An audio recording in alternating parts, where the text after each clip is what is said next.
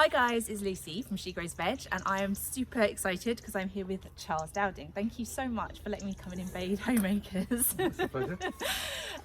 So first of all, for anyone that hasn't encountered the technique before, can you give us just a really brief overview of what no-dig technique is?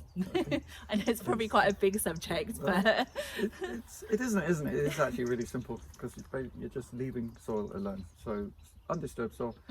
All the structures there, you know, even this path that I'm standing on now, that's living soil with a structure, and plants can root into it. So, you know, people have been led to believe that soil has to be all loose and fluffy for roots to get in there, and it's not true.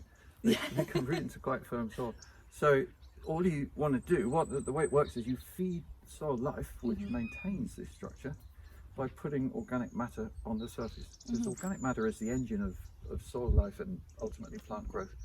So that's where we're intervening with a little bit of extra, especially if we want lots of lovely vegetables, which are pretty demanding to grow actually. Yes. In some ways, at least to grow good ones. we do. We like growing good ones. It is a lot easier, you know, because you're just leaving everything alone. And the biggest advantage of leaving soil undisturbed, less weeds. Yes, well, that is a good thing. less back-breaking effort, and less weeds. That sounds good to me. Yeah, you get less weeds, and you get generally, I would say, healthier growth, better drainage, faster growth in the spring. The warmth is all kept in there.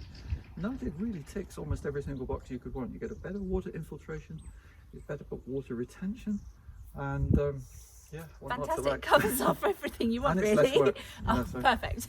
yeah, so I'd urge anyone new to seriously look at it. And it's also, you know, it can be made to sound difficult. If people make it sound difficult, just look somewhere else.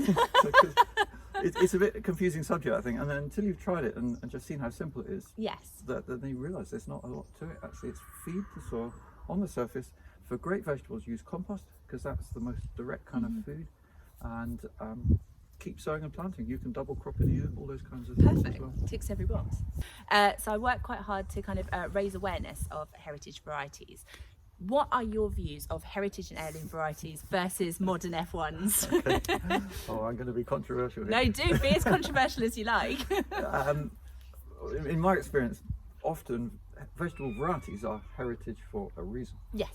It's like they weren't doing quite what people wanted from them, so they look for an improvement. And so that's one reason I'm cautious often about growing heritage. I've had some experience where, you know, the yields are just not there, or whatever it might be. But there's other things that are really good about them. And like, for example, a lot of modern breeding, particularly with Calabrese, is focused on getting all the heads to mature at the same time, because that's what grows. Yes. And in a garden, that's absolutely not what we want. So I think it needs to be an informed decision. I wouldn't say that all heritage varieties are good, but there are a lot of good ones as well. So I think you need to just read the small print. Yes. For any variety. Make the right choice for you. Yeah.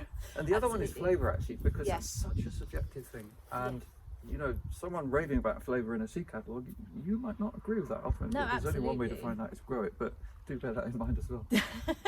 So how important do you think it is to preserve heritage varieties then? Oh, yeah, I'm totally with you there. And I admire your work and the work that Heritage Seed Library are doing. It's fantastic. Because there was a time when it was looking risky. That a lot of them were, losing a lot of them. Yeah, and even now it's still happening. But you know, with selective awareness of what's worth saving, that's my point, I suppose. Absolutely. I grow a lettuce here called Grenoble Red for my winter lettuce. Yes. And I find it fantastic every year for its strength and vigour. But what I'm doing is also I'm saving seed from it. Okay. And I think when you save seed and you select a nice strong plant to save seed from, you're building in more vigour and strength every year. Yeah. So saving your own seed can also contribute to this genetic diversity and plant quality that we're looking Absolutely. for. And that's not an option with F1 seed. You can't save it and problem. regrow it. That is the problem, yeah. I mean, I wouldn't be without F1s for particularly like sun god tomatoes. Is that a favourite? Yeah. And for certain things, but mostly, in fact, like these chicories here, for example, you have beautiful strong heads, and that's just the result of good plant breeding. Wow. There's one seed company I work with quite a bit, is Bingenheim in Germany. Okay. Just because I find that their seed, they're clearly doing some good maintenance work on the varieties. You know, they're selecting carefully and breeding the seed, multiplying the seed from only selected plants, not any old plants. Yeah. Because I think there's a lot of not good Yes. selection work going on. Absolutely. Yeah. And I learned a lot about that with working with the seed library. It's interesting how much some of the things that we assume where we're doing things wrong, actually it can just be from weak seed, like onions bolting and things, and the work that they do removing things like weaker plants before they even take the seed. Yep. And it's it made me feel quite a lot better, actually. It wasn't necessarily my fault. This is definitely an issue with gardeners, that we blame ourselves Yeah. way too much, and there needs to be, I think the seed trade does need actually to take some accountability for what's going on at the moment, because it's worrying me. Like, I sowed a packet of seed last year called Saint Valery. It's a heirloom carrot. Absolutely, we like those. on the photograph of the seed packet, lovely orange long carrots like you mixed back. And when I came to harvest them, I'd never grown them before. I was pulling out short stumpy ones. Some of them were pale yellow, some were even kind of pink or white. There was total lack of uniformity there, which is not so bad, but a lot of them were just really actually undesirable, and they no relation to the photograph. And I sent the photograph of what I'd harvested to the seed company. Yeah. They did apologise, and they said they were shocked as well, actually, because I think what they do is they're getting it multiplied and maintained in China. They say because it's very cheap. Yeah. And so the seed they get back is not as good as it used to be. And the best example is Gardeners Delight. Oh, really? Have you grown that one? Yeah, it didn't, and one time only. It was awful. Well, there you go. I grew it in the 80s. Really? It was the reference point. It was the cherry tomato. But it didn't taste of anything. No, because it hasn't been maintained. Wow, that's fascinating. I mean, how much it's changed. Yeah, exactly. Because I grew it last season, and there was the least delightful tomato I've ever had. I'm not having that again. I was shocked. I didn't grow it for about 15 years. I found it in France for a while and then came back. And back in the 80s, I'd grown it every year. Lovely tomatoes, small, sweet, thin skin. When I came back, it was twice the size, thick skins. Yeah, and as you say, it's not even sweet anymore. No, it's horrible. It didn't taste of anything. Yeah. Oh, that's so interesting. Well, there had to be a reason it was called Gardeners Delight. Well, It's just not anymore. So, question that I get asked a lot, and I feel that you are the man to answer this, are tips and advice for organic pest control. So what are your top tips? What are your favourite methods? Okay. Pest control. Well, it comes back to no dig, interestingly. Okay. Because, how do you think of that question? Again, we've been rather led down the alley of chemical crop protection. They talk a lot about crop protection. Yes. Companies like Bayer and Monsanto and all these people. Yeah. Whereas what I would look at more is getting your crop to a point where it doesn't need protection. Okay, You see what I interesting. mean? So instead of looking at symptoms, you're looking at causes. Why have you got so many aphids on that plant? Why is that carrot root fly there, or whatever it might be? Yeah. And so generally I find or slugs more than anything actually, I find with no dig I get a lot less slugs. Do you? That's really interesting. We had a fascinating conversation with Elaine Ingham, who's top soil microbiologist, and at a conference, and she was saying how when soil is dibble disturbed, you get mini layers of compaction, she called it. She's looked through a microscope and seen that. Wow. Okay. And that makes anaerobic conditions which cause alcohol fermentation. That's like little slug pups in the soil. Ah, really So interesting. Yeah, because they love a beer. They love a beer trap. Yeah, So. exactly. And so you're kind of making conditions great for them. They're having a party down there, and then they come up and eat your food. Oh, that's fascinating. One thing I've always noticed is, 37 years now doing no dig, is generally not too many slug problems. Okay. So it really helps, that one starting point, and keeping a garden tidy. Yeah.